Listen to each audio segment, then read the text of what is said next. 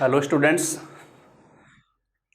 Hormone बनाने वाली ग्रंथियां, अंतःस्रावी ग्रंथियां डिस्कस कर रहे थे, जिसमें अपन डिस्कस कर रहे थे एडिनल ग्रंथि। अपन ने बताया था एडिनल ग्रंथि अधिवृक्क नाम है, वृक्क के ऊपर पाए जाने के कारण। वन पेयर है, किडनी भी वन पेयर, ये ग्रंथि भी वन पेयर, पिरामिड आकार टोपिनुमा इसको बोलते हैं। इस जैसे अपने वृक्क किडनी के दो पार्ट बताए थे अपन ने, बाहरी पार्ट कोर्टेक्स, आंतरिक पार्ट मेडुला। वैसे इस ग्रंथि के भी दो पार्ट हैं, बाहरी पार्ट कोर्टेक्स है और आंतरिक पार्ट है मेडुला। तो कोर्टेक्स से जो हार्मोन स्रावित होते हैं वो तो तीनों ये हैं, मिनरेलोकोर्टिकोइड, ग्लूकोकोर्टिकोइड और सेक्स कोर्टिकोइड। और मेडुला से दो हार्मोन हैं, एडिनेलिन हार्मोन और नॉर एडिनेलिन हार्मोन। अब इनमें से मिनरेलोकोर्टिकोइड तो है बाहरी परत, कोर्टेक्स की बाहरी परत, जोना, जो अपन बता रहे हैं एडिनल के दो पार्ट हैं भाई। एक तो बताया अपन ने कोर्टेक्स, दूसरा मेडुला। बाहरी पार्ट जो कोर्टेक्स, उसमें तीन परत हैं, तीनों परत से ये अलग अलग बनते हैं। ये बनता है जोना ग्लोमेरुलेसा,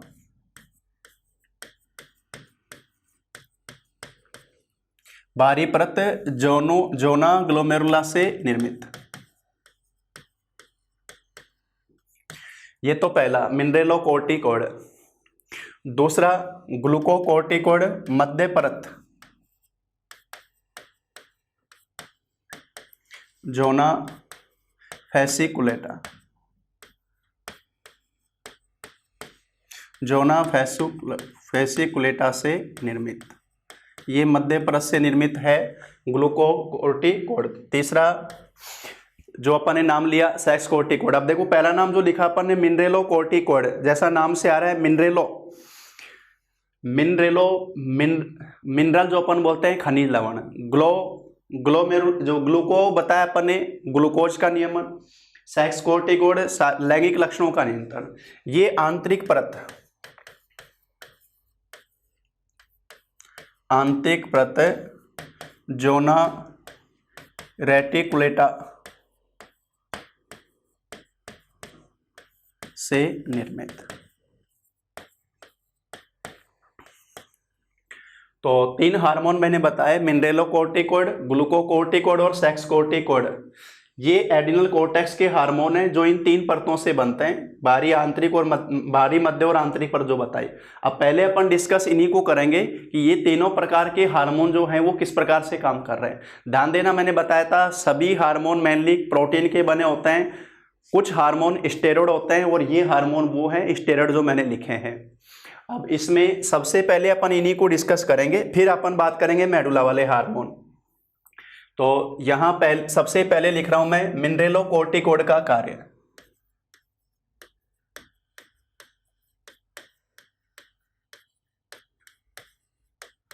मिनरेलोकोर्टिकोइड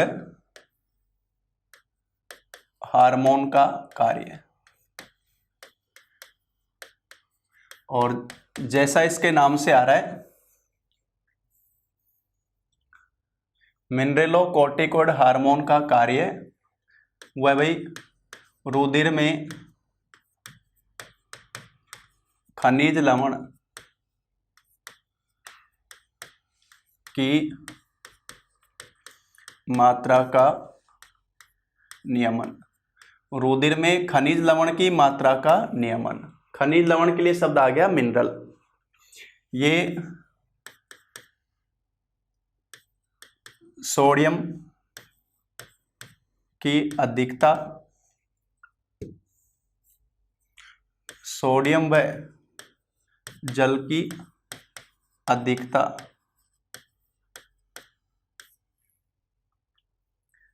यानी निर्जलीकरण रोकना, निर्जलीकरण रोकना। और पोटेशियम की कमी, पोटेशियम की कमी। तो रुधिर में खनिज लवण की मात्रा का नियमन, यहाँ सोडियम में जल की अधिकता और पोटेशियम की कमी। ये चीज़ किस तरह से होती है जो अपने बताया था, अपने किडनी के अंदर अपने बताया था उत्सर्जन तंत्र की संरचनात्मक क्रियात्मक इकाई नेफ्रॉन। और नेफ्रॉन में भी मैंने पहला जो बताया था मुख्य अवशोषण स्थल पीसीटी, वहाँ जल का पुनरावशोषण अपन ने बताया था 75%। तो रुधिर में खली लवण की मात्रा का नियमन करता है मिनरेलोकोर्टिकोइड, ये हार्मोन ये काम करता है। और यहां ध्यान रखना, प्रमुख मिनरेलोकोर्टिकोइड हार्मोन जो होता है, प्रमुख मिनरेलोकोर्टिकोइड हार्मोन, उसका नाम है एल्डोस्टेरोन। प्रमुख मिनरेलोकोर्टिकोइड हार्मोन कौन सा है भाई? एल्डोस्टेरोन उसका नाम है, ये ध्यान रखना। और ये जो हार्मोन अपन ने बताया, प्रमुख मिनरेलोकोर्टिकोइड जो बताया अपन ने एल्डोस्टेरोन, वही काम तो इसी प्रकार से बोला जाएगा, खनिज लवण की मात्रा का नियमन, जिसमें अपन ने बताया था सोडियम पोटेशियम, सोडियम का तो अवशोषण कराना पीसीटी में, पोटेशियम की कमी। सोडियम का अवशोषण जब होगा जल के साथ 75% जल, ये अपने जो बताया था पीसीटी के अंदर, तो रुधिर में सोडियम की वृद्धि, जल की वृद्धि, पोटेशियम की कमी, ये प्रभाव इससे आ जाता है। प्रमुख मिनरेलोकोर्टिकोइड हार्मोन का नाम क्या हो गया? एल्डोस्टेरोन। अब अगर इसकी कमी होगी तो चलो कार्य पहले देख लेते हैं। पहले मिनरेलोकोर्टिकोइड हार्मोन का कार्य बताया, दूसरा अपन बात कर रहे हैं ग्लूकोकोर्टिकोइड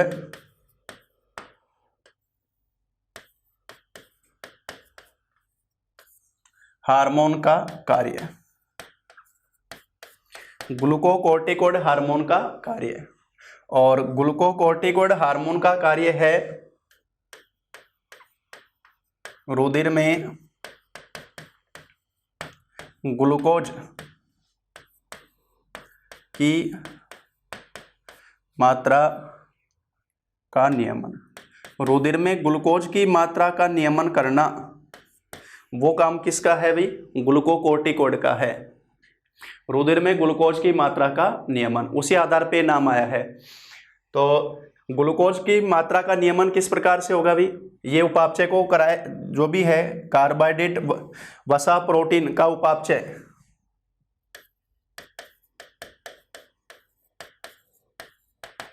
कार्बोहाइड्रेट, वसा व प्रोटीन उपापचय से ग्लूकोज का निर्माण।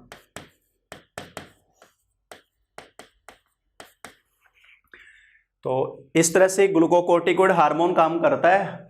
देखो अतिरिक्त वो जो जब आवश्यकता जब ग्लूकोज की कमी हो रही है, तो आवश्यकता के समय वसा और प्रोटीन जो है एमिनो अम्ल, उनसे भी हम ग्लूकोज का निर्माण करते हैं, और ये निर्माण जो होता है वो लीवर के अंदर किया जाता है।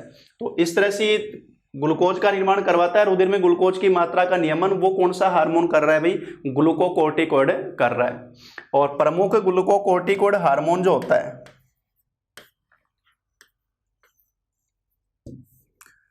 प्रमुख ग्लूकोकोर्टिकोइड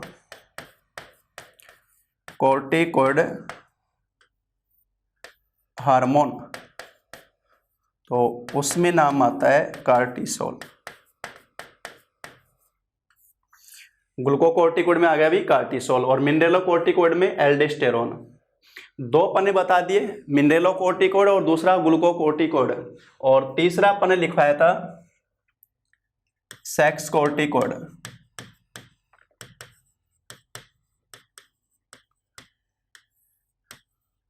सेक्स कोर्टिकोइड हार्मोन का कार्य।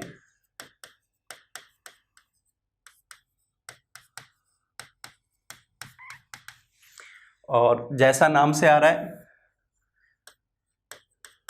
लैंगिक लक्षणों व जननांगों का विकास। तो नर और मादा में जो लैंगिक लक्षण होते हैं वो, और दूसरा जननांग जो हैं उनका विकास करवाना, वो सेक्स कोर्टिकोइड हार्मोन का कार्य है। और प्रमुख सेक्स कोर्टिकोइड जो बोला जाता है, प्रमुख सेक्स कोर्टिकोइड हार्मोन, तो फिर नाम आता है भी एंड्रोजन। एंड्रोजन जो बोला जाता है। तो जनन हार्मोन जो हैं वो कुछ मात्रा में इसके द्वारा निर्मित होते हैं। तो इस तरह से 3 प्रकार से अपन ने पढ़ा एडिनल के कोर्टेक्स से, पहला मिनरेलोकोर्टिकोइड, दूसरा ग्लूकोकोर्टिकोइड और तीसरा सेक्स कोर्टिकोइड। तीनों का कार्य अपन ने बता दिया है फिलहाल। पहला बताया मिनरेलोकोर्टिकोइड का काम रुधिर में खनिज लवण की मात्रा का नियमन, प्रमुख मिनरेलोकोर्टिकोइड ये है। दूसरा ग्लूकोकोर्टिकोइड का कार्य, और प्रमुख ग्लूकोकोर्टिकोइड कौन है भाई, कार्टिसोल है। और तीसरा बताया अपन ने सेक्स कोर्टिकोइड, लैंगिक लक्षणों में जननांगों का विकास, प्रमुख सेक्स कोर्टिकोइड हार्मोन कौन सा है भी, एंड्रोजन है। इस प्रकार से ये तीनों हार्मोन जो अपन ने पढ़े। अब इनकी कमी अधिकता कोर्टेक्स में जो अपन पढ़ते हैं उसमें सबसे पहला रोग मैं बता रहा हूं, एडिशन रोग। और एडिशन जो रोग है वो है भाई मिनरेलोकोर्टिकोइड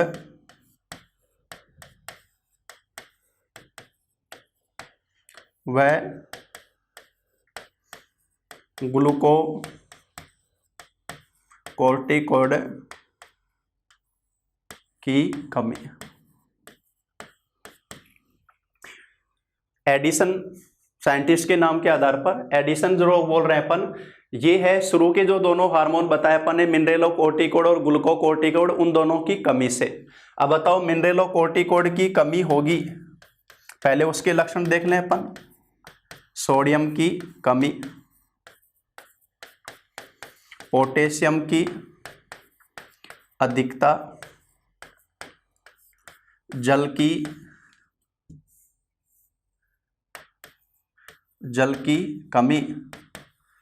की कमी, और जिसे अपन बोलते हैं डिहाइड्रेशन, निर्जलीकरण,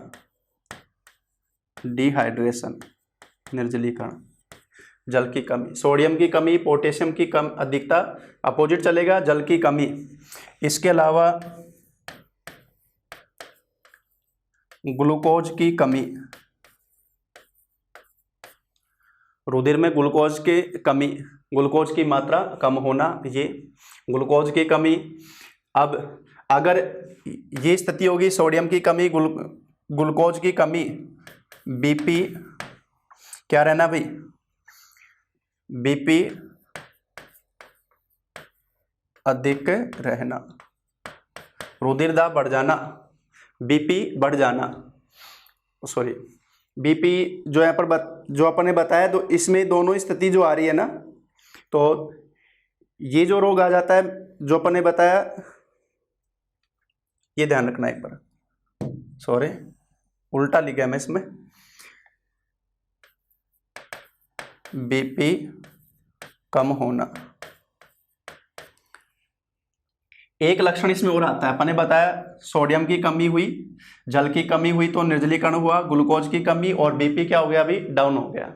एक इसमें आ जाता है त्वचा कांस्य वर्ण, ब्रॉन्ज स्किन, त्वचा कांस्य वर्ण। ऑक्सीजन लेवल, बीपी डाउन पड़ता है, ऑक्सीजन लेवल कम होने से सिनाप्सिस की स्थिति हो जाती है, विओक्सीकृत हीमोग्लोबिन बढ़ जाता है। तो एडिशन रोग अपन ने बताया मिनरेलोकोर्टिकोइड और ग्लूकोकोर्टिकोइड की कमी से, सोडियम की कमी होने से, ग्लूकोज की कमी होने, सोडियम जल की कमी, निर्जलीकरण, ग्लूकोज की कमी, बीपी कम होना, त्वचा कांस्य वर्ण, ये इसके लक्षण आते हैं किसके, एडिशन रोग के। दूसरा बताया जाता है कुशिंग रोग। कुशिंग शब्द जो यूज किया जाता है, कुशिंग मोटापे के लिए, जैसे गद्दों के लिए यूज करते हैं, कुशिंग रोग। अब ये बिल्कुल इसके अपोजिट पढ़ेंगे अपन, मिनरेलोकोर्टिकोइड व ग्लूकोकोर्टिकोइड की अधिकता से। ये तो बताया था अपन इसकी कमी से, और ये बता रहे हैं अपन इसकी अधिकता से। अगर ये दोनों हार्मोन बढ़ेंगे और ऐसी स्थिति में जो लक्षण हैं, अब बताओ इसमें बताया सोडियम की कमी, यहां क्या लिखोगे, सोडियम की अधिकता, पोटेशियम की कमी। ठीक है, जल की अधिकता,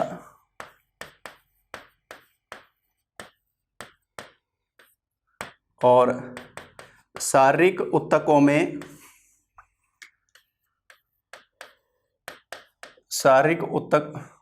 में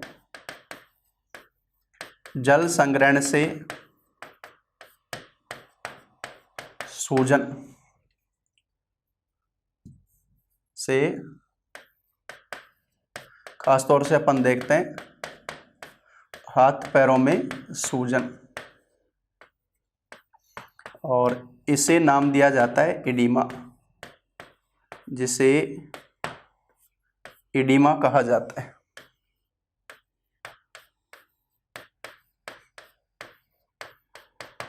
और ग्लूकोज की अधिकता होगी,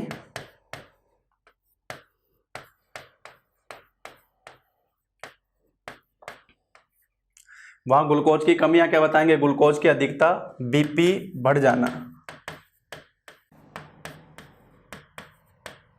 बीपी बढ़ जाना, रुधिर दाब बढ़ जाता है। तो एक तो बताया अपन ने एडिसन रोग और दूसरा बताया अपन ने कुशिंग, दोनों अपोजिट रूप से बता रहे हैं। एडिसन बताया मिनरेलोकोर्टिकोइड और ग्लूकोकोर्टिकोइड की कमी, और कुशिंग बताया अपन ने मिनरेलोकोर्टिकोइड और ग्लूकोकोर्टिकोइड की अधिकता। दोनों में लक्षण बिल्कुल विपरीत चल रहे हैं दोनों। इसमें देखो एडिमा याद रखोगे, यहाँ त्वचा कांच से वर्ण, ये खास तौर से लक्षण पूछते हैं।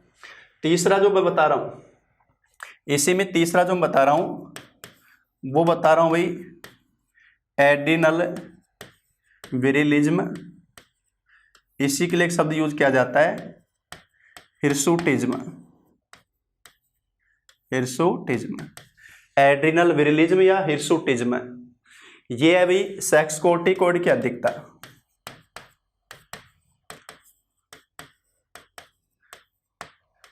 सेक्स कोर्टिकोइड की अधिकता से महिला में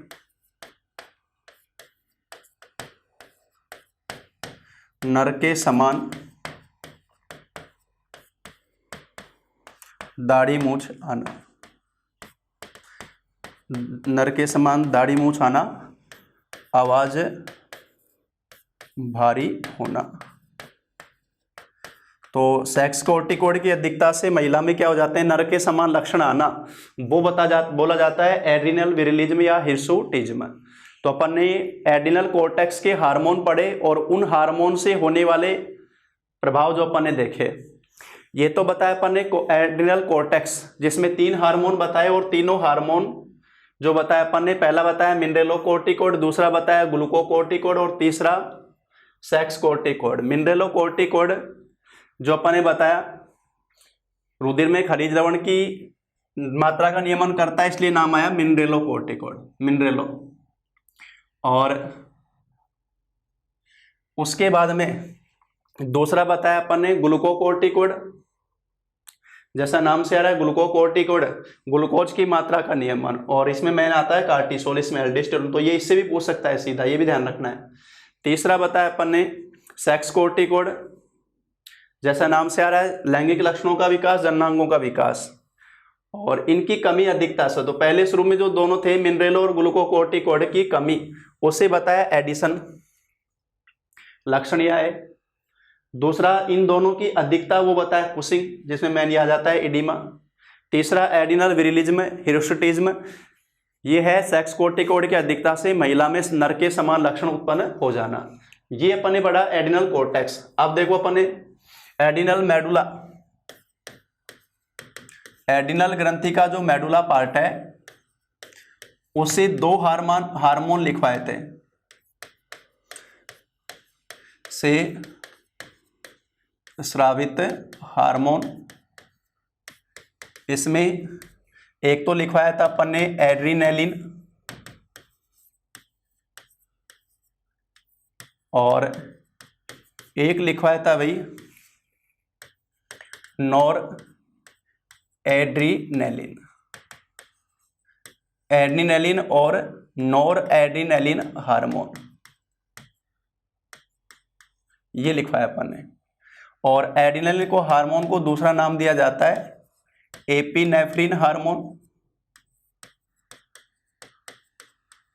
और इसको दिया जाता है नॉर एपिनेफ्रिन हार्मोन।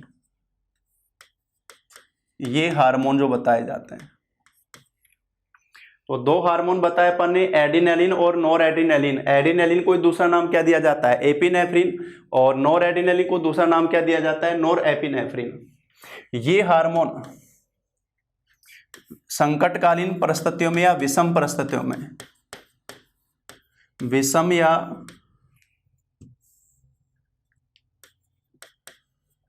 संकटकालीन परिस्थितियों में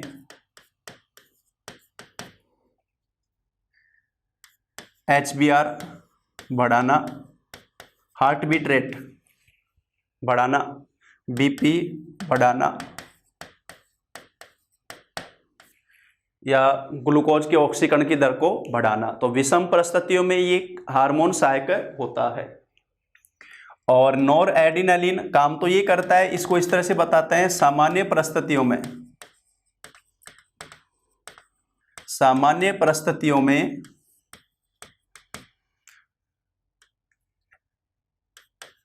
HBR बढ़ाना, BP बढ़ाना।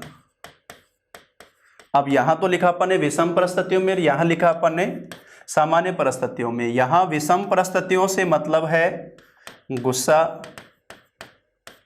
डर, भय, मानसिक अवसाद आदि। ऐसी स्थितियों में एकदम से हमारे बीपी को बढ़ाने का काम, हार्ट बीट को बढ़ाने का काम करता है एडिनेलिन हार्मोन, और इसीलिए इसको बोला जाता है करो या मरो हार्मोन।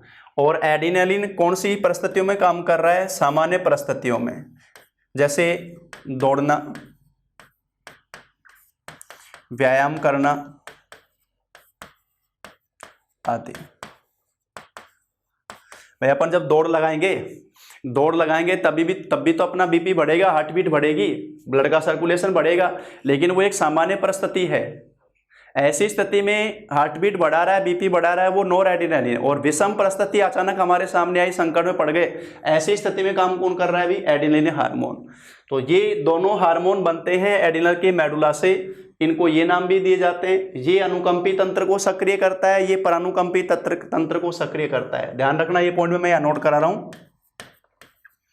अनुकंपी स्वायतंत्रिका तंत्र में दो पढ़े थे ना अपन ने, तो अनुकंपी तंत्र को सक्रिय करना,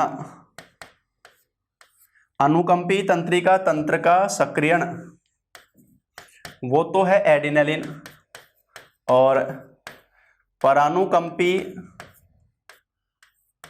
तंत्र का सक्रियण, परानुकंपी तंत्र का सक्रियण तब नाम किसका आएगा भी?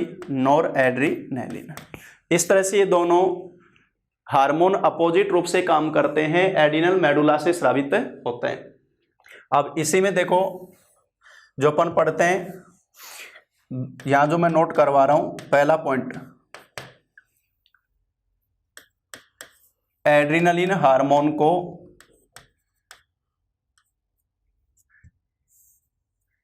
एड्रीनलिन हार्मोन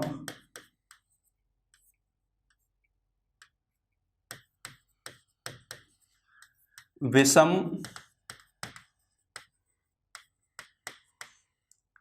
परिस्थितियों में सहायक है, अतः इसे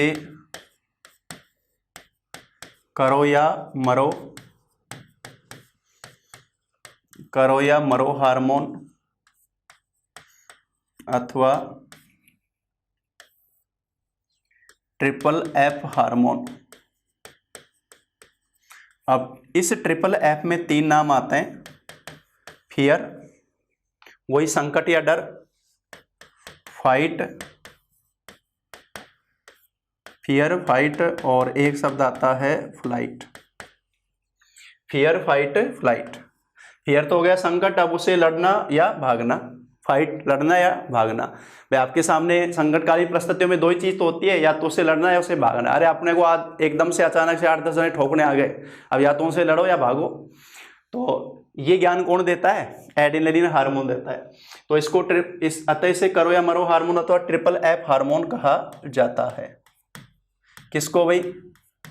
एड्रिनल हार्मोन को।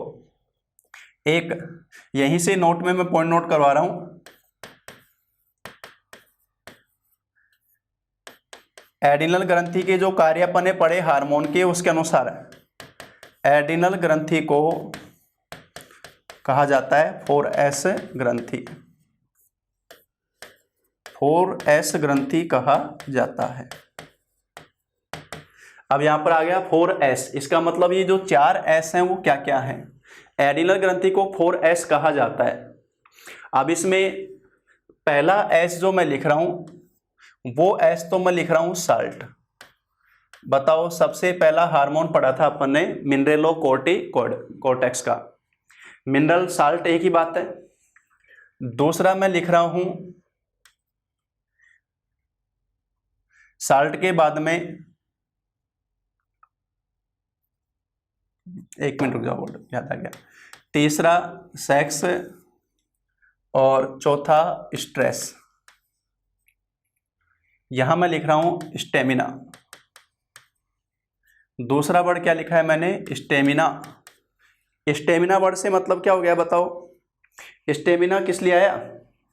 अरे स्टेमिना है ऊर्जा, तो मैं यहां पर ये लिख दूं शुगर। पहला लवण बताया था अपन ने मिनरेलोकोर्टिकोइड, दूसरा बताया ग्लूकोकोर्टिकोइड, तो वो आ गया शर्करा, जो अपन ने बताया ऊर्जा मिलेगी स्टेमिना। तीसरा सेक्स कोर्टिकोइड, लैंगिक लक्षण। और चौथा बताया था अपन ने स्ट्रेस में कौन सहायक होता है भी? एड्रेनलिन हार्मोन में जो पढ़ा अपन ने, नॉर एड्रेनलिन तो उसी का सहायक है। तो इस आधार पर इसको एक नाम, एड्रेनल ग्रंथि को क्या नाम दिया गया है भी? 4S ग्रंथि भी कहा जाता है। S 4S हो गए, एक S हो गया साल्ट, दूसरा हो गया शुगर या स्टेमिना, तीसरा हो गया सेक्स और चौथा हो गया स्ट्रेस। ये 4 नाम आ गए। साल्ट तो नाम आया मिनरेलोकोर्टिकोइड से, दूसरा S जो नाम आया शुगर या स्टेमिना वो आया ग्लूकोकोर्टिकोइड से, तीसरा सेक्स कोर्टिकोइड से, और चौथा आ गया एड्रेनलिन हार्मोन का कार्य स्ट्रेस या मानसिक तनाव में सहायक है। ये अपन ने पढ़ा। तो 5वीं ग्रंथि अपन ने पढ़ ली है हार्मोन में। पहली पढ़ी अपन ने पीयूष, दूसरी पीनियल, तीसरी थायराइड, चौथी पैराथायराइड, 5वीं बताई अपन ने एड्रिनल ग्रंथि। और इसके बाद में अब जो एक बताया अपन ने थाइमोसिन, सॉरी 6 पढ़ ली है अपन ने कंप्लीट। हार्मोन वाली ग्रंथियां अपन ने पढ़ ली हैं। अब बात करेंगे अपन कौन सी भाई? पहले बहिस्रावी, दूसरी अंतःस्रावी। अब बात करेंगे अपन मिश्रित ग्रंथि की। अब जो अपन बात करने जा रहे हैं वो बात कर रहे हैं भाई मिश्रित ग्रंथि, मिक्स ग्लैंड। और मिश्रित ग्रंथि में सबसे पहले अपन डिस्कस करेंगे अग्नाशय ग्रंथि, जिसको नाम दिया जाता है पैनक्रियाज, पैनक्रियाज ग्लैंड, अग्नाशय ग्रंथि। बताओ भाई, सबसे पहले ये ग्रंथि पाई कहाँ जाती है? आमाशय और ग्रहणी। जो अपन ने पाचन तंत्र पढ़ा था, आमाशय और ग्रहणी के मध्य अवकाश में स्थित, आमाशय और ग्रहणी के बीच में जो जगह होती है वहां ये स्थित होती है। और इसका आकार बताया जाता है अनियमित आकार, अनियमित आकार इसका बोला जाता है। और ये बोली जाती है सबसे बड़ी मिश्रित ग्रंथि। अग्नाशय ग्रंथि मिश्रित ग्रंथि में सबसे बड़ी, ओवरऑल सबसे बड़ी बताई लीवर, अंतःस्रावी में सबसे बड़ी थायराइड, और मिश्रित में सबसे बड़ी अग्नाशय। अब अग्नाशय जो ग्रंथि है उस ग्रंथि को अपन ने बताया मिश्रित है, तो दोनों प्रकार का कार्य हो रहा है इसमें, बहिस्रावी कार्य भी हो रहा है और अंतःस्रावी कार्य। फिलहाल मैं यहां इसका बहिस्रावी कार्य लिख रहा हूं, अग्नाशय ग्रंथि का बहिस्रावी कार्य, और वो है भाई जो अपन पढ़ चुके पाचन तंत्र में अग्नाशयी रस का निर्माण। अपन एक पॉइंट पढ़ा था कि सबसे ज्यादा पाचक एंजाइम किस में पाए जाते हैं, तो नाम आता है अग्नाशयी रस, जो अग्नाशय ग्रंथि से बनता है। तो बहिस्रावी कार्य हो गया अग्नाशयी रस का निर्माण। अग्नाशयी रस जो बन रहा है वो सबसे ज्यादा पाचक एंजाइम है, उसमें पाए जाते हैं। और ये काम निर्माण जो हो रहा है ना अग्नाशय ग्रंथि में, अग्नाशयी रस का निर्माण करने वाली कोशिका होती है एसिनी सेल्स, जो अपन ने लिख भी लिया था पाचन तंत्र में, एसिनी सेल्स, इनके द्वारा। अब पढ़ेंगे अपन इसका अंतःस्रावी कार्य यानी हार्मोन बनाने का कार्य। अग्नाशय ग्रंथि का अंतःस्रावी कार्य, वापस से रिपीट कर रहा हूं, अग्नाशय ग्रंथि मिश्रित है तो दोनों प्रकार का कार्य होगा, बहिस्रावी और अंतःस्रावी। बहिस्रावी कार्य तो इसका अग्नाशयी रस, जो कि अग्नाशय वाहिनी ट्यूब के माध्यम से जाता है ग्रहणी के अंदर पितरस के साथ। और बहिस्रावी कार्य हार्मोन का निर्माण जो रुधिर में छोड़े जाते हैं। अब अग्नाशय ग्रंथि अपन ने बताई अनियमित आकार में होती है, और ये जो अग्नाशय ग्रंथि होती है ना, इसमें एक तो पाई जाती है, इसमें जो ठोस कोशिकाओं के समूह जो पाए जाते हैं, इनको खोजने वाले साइंटिस्ट का नाम था लैंगरहैंस। इन कोशिकाओं को खोजने वाले यानी हार्मोन बनाने वाली कोशिकाएं जो हैं अग्नाशय ग्रंथि में, उनको खोजने वाले साइंटिस्ट का नाम था लैंगरहैंस। और इन कोशिकाओं की स्थिति है तरल में डूबे हुए ठोस पिंड, यानी जो अपन समुद्र में द्वीप बोलते हैं, और इसी आधार पर इनको नाम दिया जाता है लैंगरहैंस द्वीप सेल्स या कोशिकाएं, लैंगरहैंस द्वीप कोशिकाएं। और ये लैंगरहैंस द्वीप कोशिकाएं 3 प्रकार से वर्गीकृत की जाती हैं। एक तो नाम दिया जाता है अल्फा सेल्स, एक नाम दिया जाता है बीटा सेल्स, और एक नाम दिया जाता है डेल्टा सेल्स। 3 तरह से नाम देते हैं। एक तो नाम बताओ क्या दिया, अल्फा, बीटा, और तीसरा कई सीधे अल्फा बीटा आते गामा बोल रहे होंगे, ध्यान रखना डेल्टा सेल नाम है। अल्फा सेल, बीटा सेल्स और डेल्टा सेल्स, और तीनों सेल अलग अलग हार्मोन बनाती हैं। अल्फा सेल बनाती है कौन सा हार्मोन भाई, ग्लूकागोन हार्मोन। बीटा सेल्स बनाती है इंसुलिन हार्मोन। मेन पॉइंट जो है पढ़ने का इसमें, अगर आपसे पूछा गया इंसुलिन हार्मोन कौन सी ग्रंथि में बनता है, अग्नाशय ग्रंथि में। इंसुलिन हार्मोन अग्नाशय ग्रंथि की कौन सी कोशिकाओं से बनता है, लैंगरहैंस द्वीप कोशिकाएं, और उसमें भी कौन सी, बीटा कोशिकाएं, ध्यान रखना। और इससे बनता है सोमेटोस्टेनिन हार्मोन। डेल्टा सेल से बनता है सोमेटोस्टेनिन हार्मोन। ये 3 हार्मोन बनते हैं, ग्लूकागोन, इंसुलिन और सोमेटोस्टेनिन हार्मोन। तीनों हार्मोन में इस हार्मोन का कार्य तो क्या है, रुधिर में ग्लूकोज, रुधिर में ग्लूकोज की मात्रा बढ़ाना, ये तो है ग्लूकागोन। और इंसुलिन है रुधिर में ग्लूकोज की मात्रा कम करना, रुधिर में ग्लूकोज की मात्रा कम करना। और सोमेटोस्टेनिन, इसका कार्य ये माना जाता है कि इन दोनों हार्मोन को ये कंट्रोल करता है। तो इसका कार्य मानते हैं ग्लूकागोन व इंसुलिन का नियंत्रण, का नियंत्रण।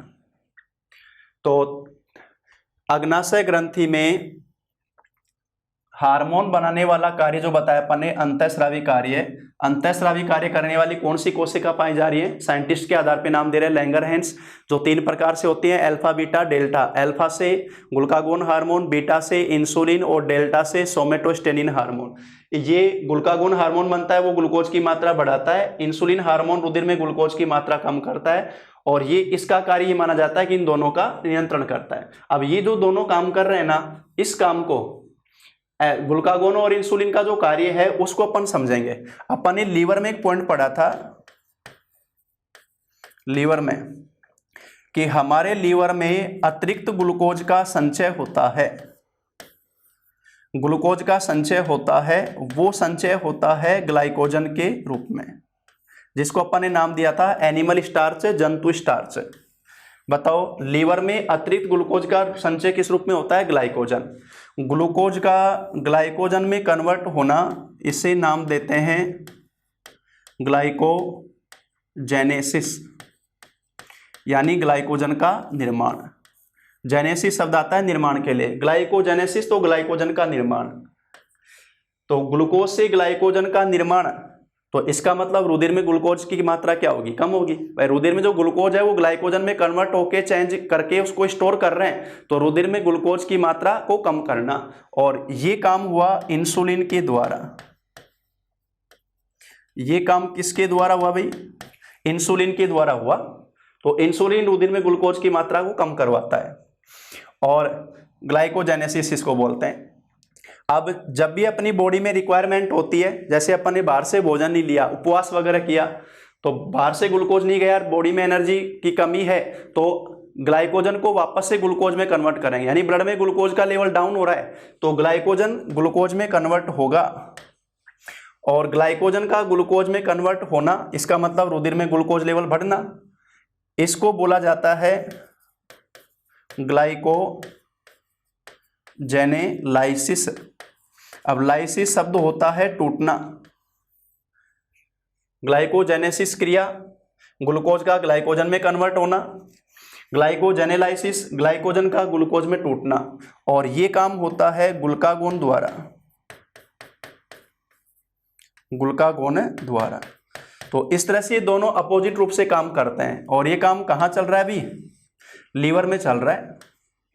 लीवर में ग्लूकोज को ग्लाइकोजन में स्टोर करते हैं इंसुलिन के द्वारा, तो ब्लड में ग्लूकोज लेवल कम हो जाता है।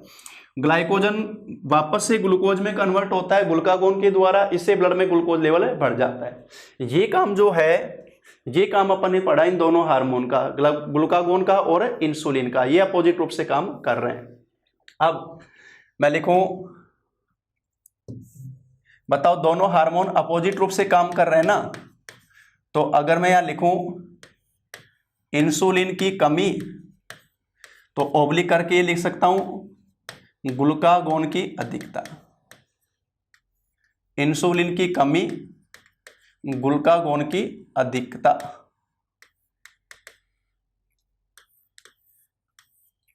इंसुलिन की कमी, ग्लूकागोन की अधिकता। भाई हार्मोन दोनों अपोजिट काम कर रहे हैं, तो एक की जो कमी का प्रभाव होगा दूसरे की क्या होगा? अधिकता का। अब बताओ, इंसुलिन से समझ लो, इंसुलिन रुधिर में ग्लूकोज की मात्रा को कम करता है। अगर इंसुलिन की कमी होगी तो ग्लाइकोजेनेसिस क्रिया नहीं हो पाएगी। अगर इंसुलिन की कमी होगी तो ये वर्क नहीं हो पाएगा। तो हमारी बॉडी में लीवर के अंदर ग्लूकोज स्टोर नहीं हो पा रहा, तो बताओ ब्लड में ग्लूकोज का लेवल बढ़ेगा कि नहीं बढ़ेगा? बढ़ जाएगा। तो इसका प्रभाव क्या होगा? रुधिर में ग्लूकोज की मात्रा बढ़ना, रुधिर में ग्लूकोज की मात्रा बढ़ना, जिसे अपन बोलेंगे हाइपर ग्लूकेमिया। हाइपर ग्लूकेमिया, हाइपर वही क्या हो गया अभी? बढ़ना। हाइपर ग्लूकेमिया या हाइपर ग्लाइसीमिया, जो भी शब्द अपन यूज कर ले, यहां पर ये भी लिखा आ सकता है ग्लाइसीमिया। हाइपर ग्लूकेमिया, रुधिर में ग्लूकोज की मात्रा बढ़ जाना, और यूरिन में ग्लूकोज का आना, यूरिन में ग्लूकोज का आना, जिसे अपन शब्द यूज करते हैं ग्लाइकोसूरिया। और व्यक्ति कौन से रोग से पीड़ित हो जाता है? मधुमेह। एक बताया था अपन ने उदक में है। अगर यूरिन में अतिरिक्त जल का निष्कासन हो रहा है, जो बताया अपन ने, एडीएच की कमी, वैसोप्रेसिन की कमी, डायबिटीज इंसिपिडिस, और ये होता है डायबिटीज मेलेटिस। अगर हमारे यूरिन में अतिरिक्त ग्लूकोज का निष्कासन हो रहा है, व्यक्ति मधुमेह रोग से पीड़ित,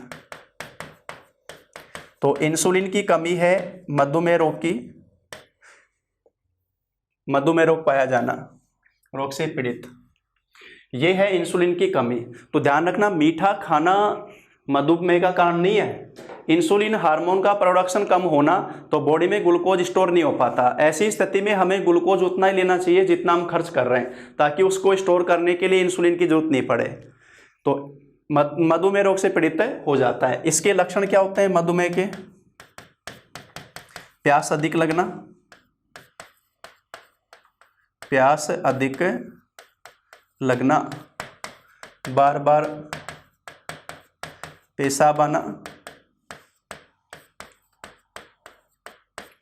बार बार पेशाब आना, निर्जलीकरण,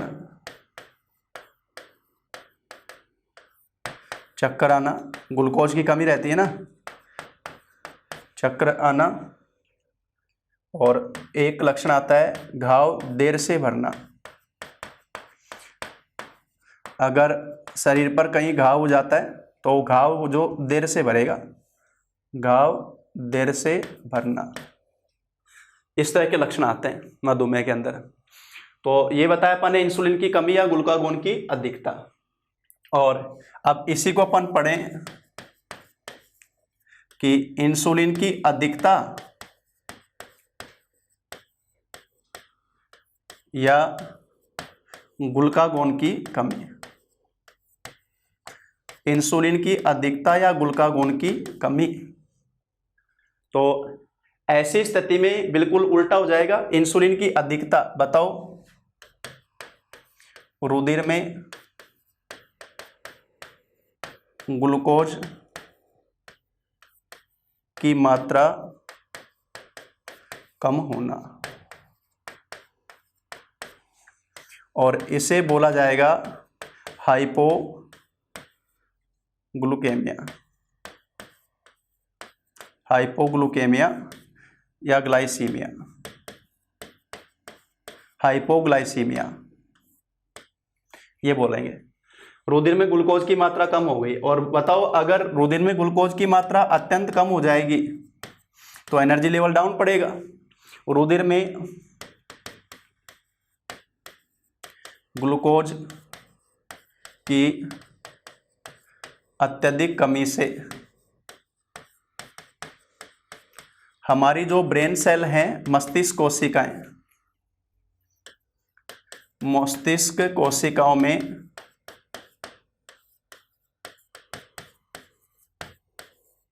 ग्लूकोज आपूर्ति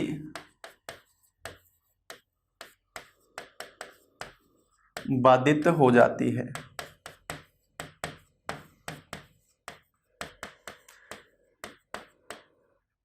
जिसे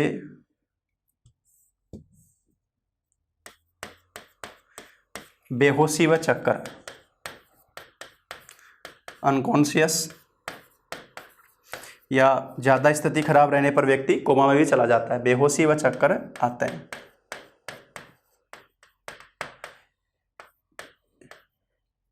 और इसे नाम दिया जाता है इंसुलिन आघात,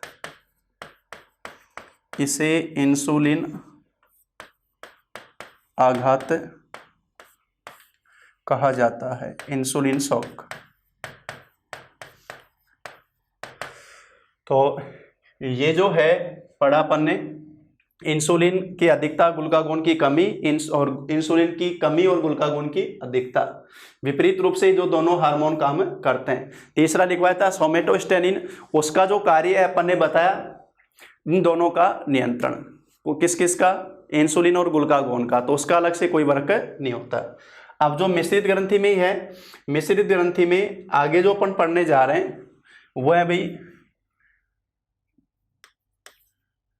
वृषण ग्रंथि, टेस्टिज, वृषण ग्रंथि, और इसे बोला जाता है भाई नर जनन ग्रंथि, जिनकी संख्या होती है 1 पेयर। नर जनन ग्रंथि 1 पेयर, एक जोड़ी। और वृषण ग्रंथि की जो स्थिति है वो है भाई शरीर से बाहर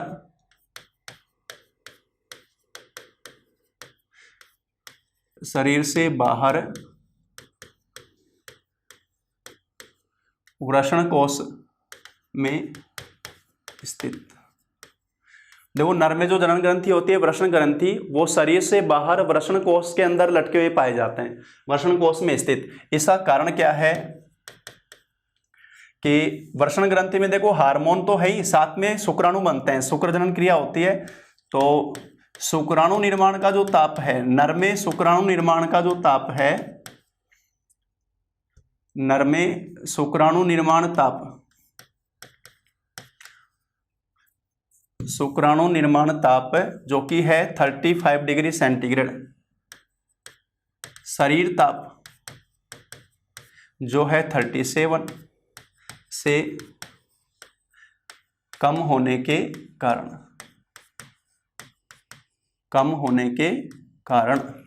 तो शुक्राणु निर्माण जो ताप है शरीर के ताप से कम होने के कारण वृषण कोश में वृषण पाए जाते हैं।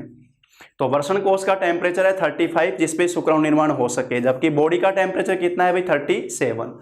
ये स्थिति बताई जाती है। तो ये वृषण ग्रंथि नरजन ग्रंथि एक पाई जाती है शरीर से बाहर वृषण कोश में स्थित। अब यहाँ पर भी क्योंकि मिश्रित ग्रंथि में लिख रहे हैं तो एक तो कार्य क्या बताया जाएगा, बहिस्रावी कार्य, ये तो बताया जाता है भाई शुक्राणु निर्माण,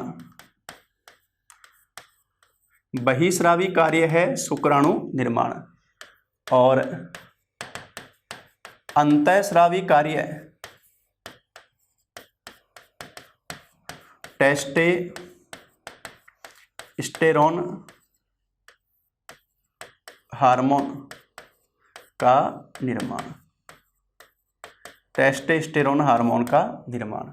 अब नर में वृषण ग्रंथि में जो शुक्राणु निर्माण कार्य है ना, वो तो होता है शुक्रजनन नलिकाओं द्वारा या शुक्रजनन कोशिकाएं बोल दें अपन। ये काम तो होता है शुक्रजनन कोशिकाओं द्वारा। और टेस्टोस्टेरोन हार्मोन, टेस्टोस्टेरोन जो हार्मोन बना उसका जो निर्माण है वो इन शुक्रजनन नलिकाओं के बीच में कोशिकाएं पाई जाती हैं जिनको अंतराली या लीडिंग सेल्स बोलते हैं, उनके द्वारा, अंतराली या लीडिंग सेल्स द्वारा, लीडिंग सेल्स द्वारा ये काम होता है भाई अंतःस्रावी कार्य, टेस्टोस्टेरोन हार्मोन का कार्य जो कि बनता है नर। इस टेस्टोस्टेरोन हार्मोन को बोला जाता है नर जनन हार्मोन, ये इसको नाम देते हैं नर जनन हार्मोन। और ये नर जनन हार्मोन क्या काम कर रहा है भाई, इस हार्मोन का जो प्रभाव है, इस हार्मोन का प्रभाव है नर के द्वितीयक लैंगिक लक्षणों का विकास, नर के द्वितीयक लैंगिक लक्षण, सेकेंडरी सेक्सुअल कैरेक्टर, द्वितीयक लैंगिक लक्षणों का विकास। देखो दो तरह से बोले जाते हैं ये लैंगिक लक्षण, दो प्रकार के बोलते हैं। एक तो बोलते हैं प्राथमिक लैंगिक लक्षण और एक बोलते हैं द्वितीयक लैंगिक लक्षण। प्राथमिक लैंगिक लक्षण तो है जनांगों का विकास, नर में नरजनांग, मादा में मादा जनांग। और द्वितीयक लैंगिक लक्षण है ऐसे लक्षण जिनके द्वारा हम नर और मादा को फिजिकली पहचान कर, फिजिकली देखकर पहचान सकते हैं। ऐसे लक्षण जिनके द्वारा नर और मादा को फिजिकली हम पहचान सकें वो है द्वितीयक लैंगिक लक्षण। और प्राथमिक लैंगिक लक्षण है नर में नरजनांग और मादा में मादा जनांग। अब नर के द्वितीयक लैंगिक लक्षण फॉर एग्जाम्पल चेहरे पर दाढ़ी मूछ,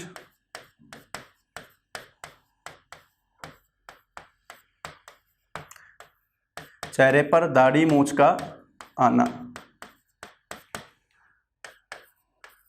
त्वचा पर सघन बाल, सघन या घने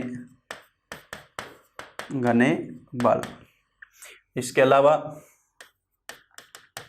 मांसपेशियां मजबूत कठोर, स्ट्रॉन्ग मसल्स, फिजिकल स्ट्रेंथ ज़्यादा होती है, और आवाज़ भारी। जो अपन ने बताया था श्वसन तंत्र में कि एंड्रोजन के प्रभाव से नरजनन जो हार्मोन है एंड्रोजन, उसके प्रभाव से नर में जो वाकरज जो होते हैं वो उनकी मोटाई ज़्यादा होती है, इसलिए प्रबलता अधिक होती है, तारत्व कम होता है। तो आवाज़ भारी। एक टेंटवा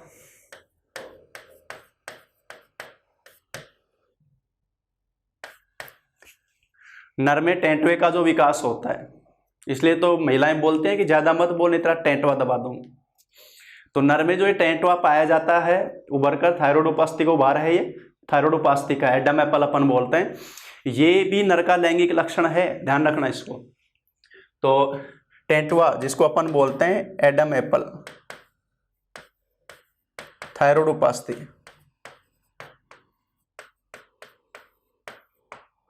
थायराइड उपास्थि, ध्यान रखना ग्रंथि अलग है। थायराइड उपास्थि कंठ की कंठ में 9 उपास्थि बताई थी, उसमें से होते हैं थायराइड उपास्थि, थायराइड ग्रंथि के साथ में। इसका एडम एप्पल इसी को बोलते हैं, ये उभार जो बोलते हैं वो टेंटवा बोलते हैं। ये बताया अपन ने। नरजनन हार्मोन टेस्टोस्टेरोन जो बनता है उसका प्रभाव, उसके लक्षण जो अपन ने बताए। अब ये बताया अपन ने मिश्रित में दूसरी नरजनन ग्रंथि, जिसको नाम दिया अपन ने वृषण ग्रंथि, नरजनन ग्रंथि वृषण ग्रंथि पाई जाती है वृषण कोश में। बहिस्रावी कार्य शुक्राणु निर्माण, अंतःस्रावी कार्य टेस्टोस्टेरोन हार्मोन, इसको बोलते हैं नरजनन हार्मोन, लीडिंग सेल्स द्वारा बनता है। ये नर के लैंगिक लक्षणों का विकास करता है। बहुत बार पढ़ चुके हैं अपन, कोई देखते जानते हैं सब लगभग। अब जो अपन ले रहे हैं, जो लास्ट ग्रंथियों में जो लास्ट ले रहे हैं अपन मिश्रित में तीसरी, वो है भाई अंडाशय ग्रंथि, अंडाशय ग्रंथि, जिसको अपन नाम देते हैं ओवेरी ग्लैंड, अंडाशय ग्रंथि। और अंडाशय ग्रंथि को बोला जाता है मादा जनन ग्रंथि। ये भी 1 पेयर, एक जोड़ी, मादा जनन ग्रंथि। और ये है भाई, इसकी स्थिति है मादा की पेल्विक गुहा, मादा की पेल्विक गुहा, जो कि निचला भाग बोला जाता है, मादा की पेल्विक गुहा में नीचे की ओर स्थित। तो अंडाशय ग्रंथि मादा के शरीर के अंदर ही स्थित होती है, जबकि नर में नरजनन ग्रंथि शरीर से बाहर वृषण कोश में स्थित है। अंडाणु निर्माण का टेम्परेचर शरीर के टेम्परेचर के अनुसार ही है, जबकि शुक्राणु निर्माण का ताप शरीर के ताप से कम है। अब इसमें बहिस्रावी कार्य जो हो गया, यहाँ बहिस्रावी कार्य जो है वो बहिस्रावी कार्य हो गया अभी, वहां शुक्राणु निर्माण, यहाँ क्या हो गया भाई अंडाणु निर्माण, वहां बोलते हैं शुक्रजनन कोशिका, यहां बोली जाती है अंडजनन कोशिका। अंडजनन कोशिकाएं करती हैं अंडाणु का निर्माण। और यहां जो अंतःस्रावी कार्य है, अंतःस्रावी कार्य वो है मादा जनन हार्मोन। मादा जनन हार्मोन, एक तो नाम आता है एस्ट्रोजन और दूसरा प्रोजेस्टेरोन हार्मोन। ये मादा जनन हार्मोन जो होते हैं, यही अपन इंडिकेट कर देते हैं इसको। मादा जनन हार्मोन एस्ट्रोजन व प्रोजेस्टेरोन हार्मोन का निर्माण ये करते हैं। ये 2 बनते हैं अंडाशय ग्रंथि में, एस्ट्रोजन व प्रोजेस्टेरोन। अब देखो एस्ट्रोजन जो है ना, एस्ट्रोजन हार्मोन ये बनता है अंडाशय की Graafian Puttick sales, Graafian Puttick sales द्वारा निर्मित। और इस हार्मोन का प्रभाव है एस्ट्रोजन जो बन रहा है, oestrogen hormone Graafian Puttick sales के द्वारा बनता है अंडाशय ग्रंथि में। इस हार्मोन का प्रभाव है मादा के द्वितीयक लैंगिक लक्षणों का विकास। जैसे नर में द्वितीयक लैंगिक लक्षण का विकास कर रहा है टेस्टोस्टेरोन, ऐसे ही मादा में काम कौन करता है भी, एस्ट्रोजन। और इसके एग्जाम्पल में अपन बात करेंगे तो स्तनों का विकास,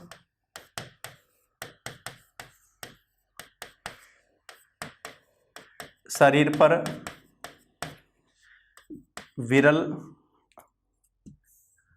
शरीर पर बाल कम और मांसपेशियां महिला में बोली जाती हैं भाई सुडौल, मांसपेशियां सुडौल, और आवाज बताई जाती है भाई पतली, आवाज पतली व मधुर बोली जाती है महिला में, आवाज पतली और मधुर। लेकिन शादी से पहले शादी के बाद तो वो कर्कश हो जाती है, कर्कश ध्वनि हो जाती है। जब होगी शादी तब तुम्हें समझ में आएगा, ठीक है, एक्सपीरियंस से आएगा समझ में। तो एस्ट्रोजन हार्मोन मादा के द्वितीयक लैंगिक लक्षणों का विकास करता है, स्तनों का विकास, शरीर पर बाल कम, मांसपेशियां सुडौल, आवाज पतली और मधुर, ये मादा के द्वितीयक लैंगिक लक्षण जो अपन बोलते हैं। और एक हार्मोन जो है प्रोजेस्टेरोन हार्मोन, प्रोजेस्टेरोन हार्मोन का निर्माण ये होता है भी कार्पस ल्यूटियम से। जब अंडोत्सर्ग क्रिया होती है रज चक्र में, अंडोत्सर्ग होने के बाद में कार्पस ल्यूटियम ग्रंथि बनती है अंडाशय में, तो प्रोजेस्टेरोन हार्मोन का निर्माण कार्पस ल्यूटियम से होता है, ध्यान रखना। और ये हार्मोन गर्भावस्था बनाए रखने में सहायक होता है, गर्भावस्था बनाए रखने में सहायक प्लेसेंटा निर्माण का प्रेरण, प्लेसेंटा निर्माण का प्रेरण। तो गर्भावस्था के दौरान ये हार्मोन सक्रिय रहता है, कौन सा भी, प्रोजेस्टेरोन। और प्लेसेंटा जिसके द्वारा शिशु का भ्रूण का मादा के गर्भाशय में पोषण होगा, उसके निर्माण का प्रेरण ये करता है। अब यहाँ देखो, एक तो ध्यान रखना, अगर पूछेगा प्रेगनेंसी हार्मोन तो नाम आएगा प्रोजेस्टेरोन। और अगर पूछेगा पुरुषत्व हार्मोन, नारीत्व हार्मोन तो नाम बताओगे आप एस्ट्रोजन। ये पुरुषत्व नारीत्व हार्मोन वो बोलते हैं जो द्वितीयक लैंगिक लक्षणों को विकास करते हैं। और अगर पूछेगा पुरुषत्व हार्मोन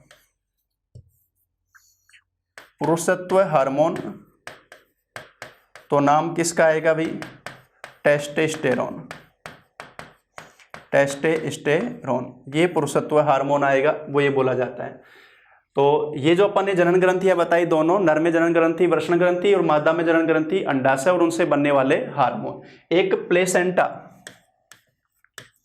प्लेसेंटा जो कि जिसके द्वारा शिशु का पोषण होता है, प्लेसेंटा के माध्यम से माता का रुधिर शिशु में ट्रांसफर होता है, या शिशु माता के गर्भाशय से इसी के द्वारा जुड़ा होता है। तो प्लेसेंटा भी अंतःस्रावी की तरह कार्य करता है। प्लेसेंटा से स्रावित हार्मोन, इसमें देखो एक तो बता रहा हूं मैं HCG हार्मोन, जिसका पूरा नाम है ह्यूमन कॉर्नियो गोनेडोट्रोपिक हार्मोन HCG। और ये हार्मोन जो है ना प्लेसेंटा से स्रावित होता है प्लेसेंटा निर्माण के दौरान, प्लेसेंटा निर्माण के बाद स्रावित, और इसी से किया जाता है प्रेगनेंसी टेस्ट। माता के यूरिन में, माता का जो यूरिन होता है ना, उससे जो प्रेगनेंसी टेस्ट करते हैं, माता के यूरिन से जो प्रेगनेंसी टेस्ट किया जाता है वो माता के यूरिन में एचसीजी हार्मोन की प्रेजेंस से होता है, खुशखबरी जो अपन बोलते हैं। तो एचसीजी हार्मोन तभी स्रावित होगा जब प्लेसेंटा बनेगा, और प्लेसेंटा बनने का मतलब क्या है भाई, गर्भधारण हुआ है तब ये हार्मोन निकलेगा। ये हार्मोन माता के यूरिन में आता है, उसकी प्रेजेंस में प्रेगनेंसी टेस्ट पॉजिटिव आता है। और एक इससे बताया जाता है रिलैक्सिन हार्मोन, रिलैक्सिन हार्मोन। और ये जो रिलैक्सिन हार्मोन है ये शिशु के जन्म के दौरान नष्ट होते प्लेसेंटा थे,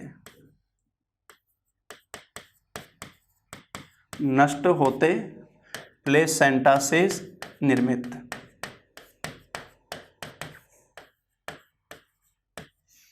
और ये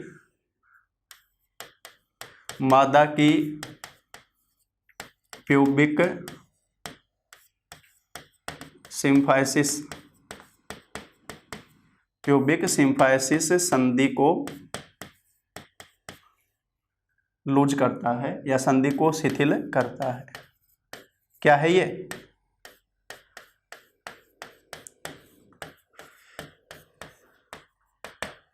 प्यूबिक सिम्फाइसिस संधि, कोले की जो संधि है श्रोणि मेखला जहां जुड़ी होती हैं वो प्यूबिक सिम्फाइसिस बोला जाता है। उस जोड़ को शिथिल करना, शिथिल करने से क्या होता है, गर्भाशय का मुख और फैल पाता है, गर्भाशय की ग्रीवा और फैल पाती है, तो शिशु का जन्म आसानी से हो करता है, जिससे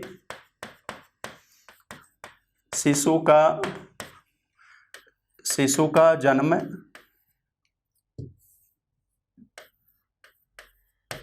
आसानी से हो पाता है। वो है भी रिलैक्सिन। तो प्लेसेंटा से दो हार्मोन बताए मैंने, एक तो एचसीजी और एक रिलैक्सिन। एचसीजी प्लेसेंटा निर्माण के दौरान स्रावित होता है, इसकी बनने से एचसीजी बनने के बाद में प्लेसेंटा से शिशु का पोषण प्रारंभ होता है, इसकी कुछ मात्रा माता के यूरिन में आती है जिससे प्रेगनेंसी टेस्ट किया जाता है। और दूसरा रिलैक्सिन नष्ट होते प्लेसेंटा से जब शिशु का जन्म होता है तब ये बनता है, और इसके द्वारा मादा की प्यूबिक सिम्फाइसिस संधि जो कि श्रोणि मेखला की संधि है उसको लूज किया जाता है। इससे गर्भाशय की ग्रीवा मुख आराम से खुलता है और शिशु का जन्म आसान होता है। हार्मोन जो ग्रंथियां अपनी वो अपन ने कंप्लीट कर ली हैं, बहिस्रावी, अंतःस्रावी और मिश्रित, सारे हार्मोन अपन ने पढ़े। अगला चैप्टर अपन करेंगे कल।